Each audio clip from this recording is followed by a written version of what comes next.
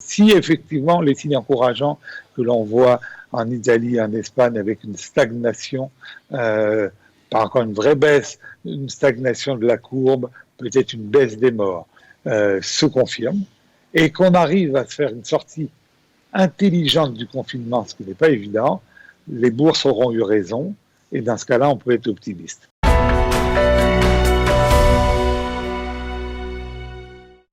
Bonjour Marc Shavuot-tov. Marc Eisenberg est avec nous. Bonjour. Oui, bonjour. Bonjour, bienvenue, Shavuot-tov.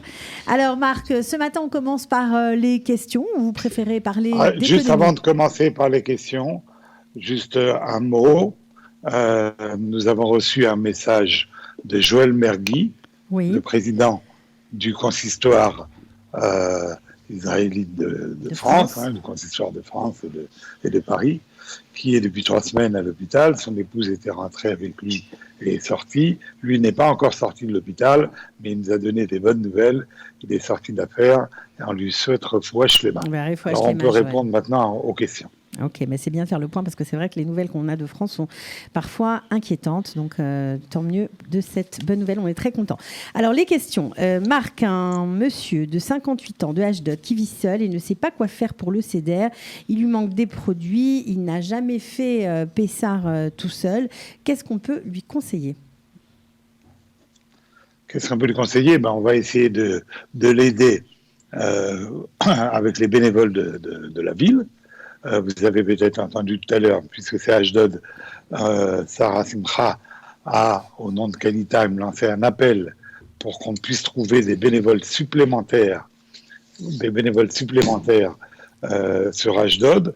On travaille avec l'espace francophone de Jean-Claude Bensoussan, et ces bénévoles font les courses pour le CEDER, et ça se passe très bien.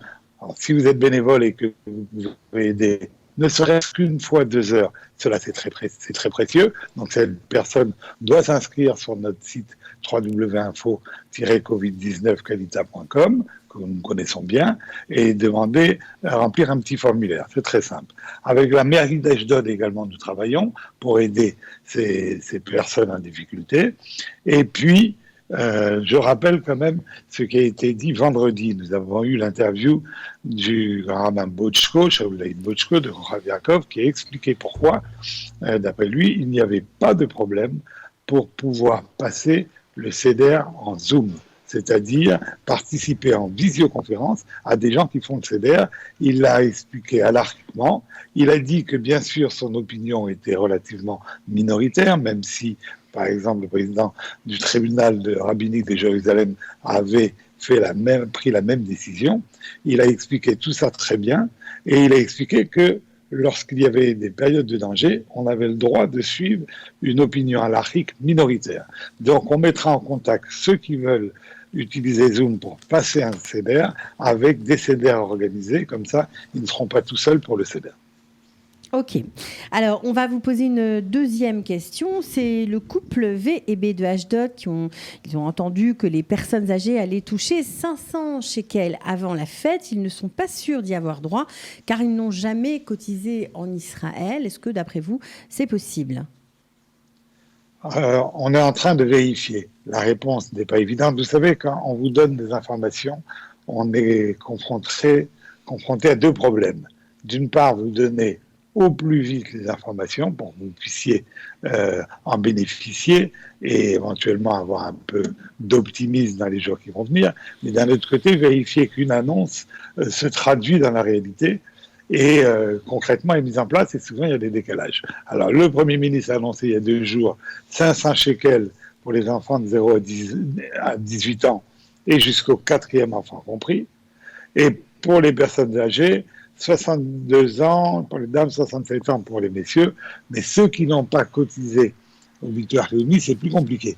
Alors, il existe pour les personnes très âgées, plus âgées, de plus de 80 ans, ils peuvent faire une demande à ce qu'on appelle le Bitur Leumi de Zikna Meyuchedet. Et donc là, il y aurait peut-être une allocation spécifique pour les personnes de plus de 80 ans, même si elles n'ont pas cotisé. Donc j'espère qu'ils vont pouvoir recevoir une aide de l'État. Ok, très bien. Alors, je crois qu'on a fait le point sur les questions du jour. On va peut-être parler économie. Oui, on va parler un peu économie parce qu'on parle beaucoup de la situation, bien entendu, des indépendants en Israël. On parle du chômage qui ne cesse d'augmenter. On a parlé un peu moins de ce qui se passe au niveau mondial. Quelles sont, Marc, vos réflexions concernant la situation économique mondiale ? Alors, on va essayer effectivement de parler un petit peu macro. Quelles sont les conséquences aujourd'hui du coronavirus? La moitié de la planète qui est confinée et évidemment une récession qui s'annonce. Une récession, les économistes la chiffrent autour de 7% de perte de PIB en Europe et peut-être le double aux États-Unis, autour de 14-15%. Et dans la pire des hypothèses, moins 15% aussi en Europe. Ces réflexions des économistes sont basées sur ce qu'ils entendent eux-mêmes des autorités médicales, c'est-à-dire une crise très sévère pendant environ 3 mois, de 3 à 4 mois maximum, comme cela s'est passé en Chine. Et ensuite, un redémarrage, évidemment pas à 100%, mais déjà un redémarrage. Et sur ces hypothèses que les économistes travaillent ces dernières semaines. Donc les conséquences, c'est une récession, et les conséquences, c'est évidemment un taux de chômage. Alors aux USA, qui est maintenant le pays qui compte le plus de morts par jour, il y a eu presque 1500 morts les dernières 24 heures, dont la moitié pratiquement dans l'État de New York. Le nombre de chômeurs aux États-Unis a bondi de façon spectaculaire, puisqu'il y a 10 millions de nouveaux chômeurs qui se sont inscrits, et ce chiffre n'est pas terminé, on en entend encore beaucoup. Donc au mois de février, Trump pouvait annoncer une grande réussite économique. On avait 3,3% de la population qui était au chômage. Et là, malheureusement, en quelques semaines, on va arriver à 14% de la population au chômage. Donc voilà, les conséquences, c'est récession et chômage. Alors, bien entendu, les États ont réagi. Est-ce que les solutions que les différents États, les différents gouvernements ont apportées sont satisfaisantes ? Alors, il faut comprendre de quelle crise nous affrontons. Quelle crise nous affrontons? Nous avons une crise atypique. Ça n'est pas une crise financière et ça n'est pas une crise comme il y a eu dans le passé, une crise de la demande. Une crise de la demande signifie que les gens, les consommateurs achètent moins, donc les usines tournent au ralenti, donc cela entraîne un chômage. Qui dit chômage dit moins de pouvoir d'achat et on rentre dans un cycle abominable. Non, là c'est une crise atypique puis c'est une crise de l'offre. On ne produit pas puisque en dehors de certains secteurs, on ne peut faire que du télétravail et certains secteurs sont évidemment sinistrés, tout ce qui est notamment tourisme, tout ce qui est loisirs. Donc, par définition, on consomme moins parce qu'on n'a pas la production en face. On voudrait bien consommer, on ne peut pas. Donc, c'est une crise tout à fait particulière. Et quel est le problème, si cette crise dure bien 3 ou 4 mois, c'est de s'assurer qu'à la fin de la crise, les entreprises soient toujours présentes pour faire redémarrer l'économie. Alors, comment on fait ça? Il y a des plans de relance extrêmement importants dans le monde, extrêmement importants, 500 milliards d'aides en Allemagne, 2200 milliards d'aides aux États-Unis dans un plan qui a finalement été approuvé par le Congrès après une discussion entre les démocrates et Trump. Donc des sommes extrêmement importantes. Aux États-Unis, ça représente presque 10% du PIB. Donc c'est extrêmement important. Aux États-Unis, il va y avoir des prêts pour les entreprises de moins de 500 salariés. Et écoutez bien, si ces entreprises ne licencient pas, elles n'auront pas à rembourser le prêt, ça sera un cadeau, ça sera une subvention. Donc des mesures extrêmement fortes, ces plans de relance qui, d'après tous les économistes, sont efficaces pour maintenir l'outil de production entre guillemets en marche. Donc oui, on considère que les réponses des gouvernements pour l'instant, sont bonnes.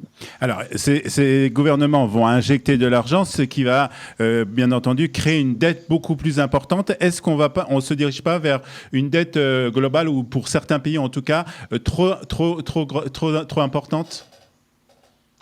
C'est une des grandes questions. Qu'est-ce qui se passe aujourd'hui? les gouvernements lancent ces fameux plans de relance, dépensent énormément d'argent. Macron a dit coûte que coûte, il faut aider, il faut dépenser évidemment pour la santé, mais il faut dépenser pour aider les entreprises, et y compris d'ailleurs en faisant des entorses au libéralisme. Il est très impressionnant de voir que les États-Unis, on a parlé d'investir dans le capital de sociétés, en Allemagne également. On envisage que l'État prenne des participations dans le capital des sociétés stratégiques. En France, on parle de nationalisation d'Air France, partielle, totale, en tout cas pour une période provisoire, mais cela prouve qu'on prend vraiment des mesures très importantes. Alors, est-ce que ces dettes sont trop importantes ? Réfléchissons, je voudrais que vous réfléchissiez avec moi et faire des petits calculs. Le problème, en réalité, c'est le taux de la dette. Est-ce qu'on va rester dans des taux qui sont aujourd'hui historiquement bas, puisque les États peuvent emprunter à des taux très faibles, voire des taux négatifs? Est-ce qu'il vaut mieux avoir 100 milliards de dettes à un taux de 1% ou 70 milliards de dettes à un taux habituel, disons, de 5%. Alors faisons un calcul. Si je rembourse cette dette sur 20 ans, quand j'ai 100 milliards de dettes, si je rembourse sur 20 ans, je vais rembourser chaque année 5 de capital. Et je vais rembourser 1 qui est 1% du coût de la dette. Je vais donc rembourser 6. Si j'ai 70 milliards de dettes, toujours sur 20 ans, je rembourserai 3,5 de capital, mais je rembourserai 3,5 d'intérêt de la dette. Ça fait 7. Autrement dit, il est beaucoup plus intéressant d'avoir 70 milliards de dettes à un taux faible, 100 milliards de dettes à un taux faible, que 70 milliards à un taux habituel. Donc la question, c'est le taux de la dette. Tant que le taux de la dette est faible, et en plus, vraisemblablement, au début, on ne remboursera que les intérêts. Donc si j'ai 100 milliards à 1%, ça me coûtera en réalité dans les finances publiques chaque année, pour l'instant, à 1 milliard. Et si j'ai 50 milliards de dettes à 5%, ça me coûterait 2,5. Donc la question est, est-ce que les taux vont rester bas? Tant que les taux restent bas, c'est possible. Comme ce sont les banques centrales qui interviennent à la demande des États pour racheter ces dettes, les banques centrales rachètent tout et à des taux très bas. Donc le système fonctionnera tant qu'on aura confiance dans nos monnaies. Tant que la monnaie inspirera confiance, qu'on croira en l'euro, qu'on croira au dollar, il n'y a pas de problème, les dettes ne sont pas trop importantes. Alors justement, Marc, j'ai une question à vous poser. Puisque vous parliez de l'euro, du shekel, si la Banque centrale d'Israël baisse son taux d'intérêt, quel effet cela va-t-il avoir sur le taux shekel et euro? Si elle baisse son taux d'intérêt, ça risque de faire baisser le shekel, bien sûr, donc d'être mauvais pour ceux qui reçoivent parmi nos éditeurs des revenus en euros, mais ça dopera après les exportations. Donc c'est un problème, on pourrait dire, d'équilibre entre le fait d'avoir une monnaie solide, mais pas trop forte pour que les exportations d'Israël, qui sont quand même notre revenu principal, restent compétitives. Alors justement, on parle d'Israël, c'est le moment justement de parler un peu de la politique d'Israël dans cette crise. Comment vous considérez cette politique menée en particulier beaucoup par Benjamin Netanyahu et Moshe Kahlon?